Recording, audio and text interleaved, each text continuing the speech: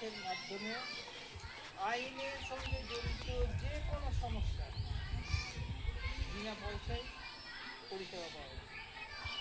হয়তো কারো হয়তো দেখা গেল যে বাবা মার সঙ্গে অশান্তি, স্বামী স্ত্রীর সঙ্গে অশান্তি, বা পাশের বাড়ির সঙ্গে কোনো রকম অশান্তি হলো, মিটছে না, আমাকে থানায় যেতে হতে পারে বা কোর্টে যেতে হতে পারে।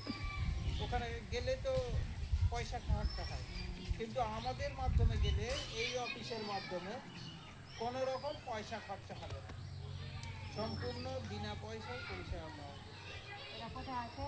মালদা কোর্টে আমি অঞ্চল অফিসে বসি, এই বিনোদপুর অঞ্চলে বসি। যদি আমাকে নাও পাওয়া যায়, প্রধানকে বললে প্রধান সব বলে প্রধানের টেবিলে কাছে নিচে আমার ফোন নাম্বার আছে। আরও সব জায়গাতেই আমাদের পাওয়া যাবে।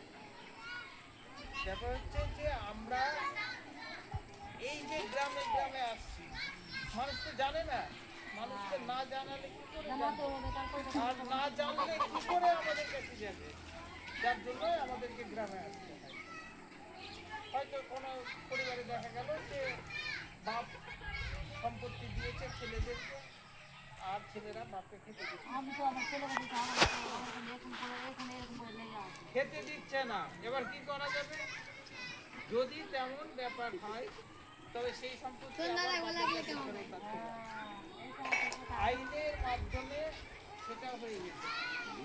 তারপর যে কোনো সমস্যা হোক না কেন আমরা আছি, আর আমাদের মাধ্যমে সমাধান হবে। অনেক সময় দেখা যায় না, গ্রামে অনেক সময় হয়তো ছোট মেয়েদের দিয়ে এইটা হচ্ছে যে এটা আইনত দণ্ডনীয় অপরাধ।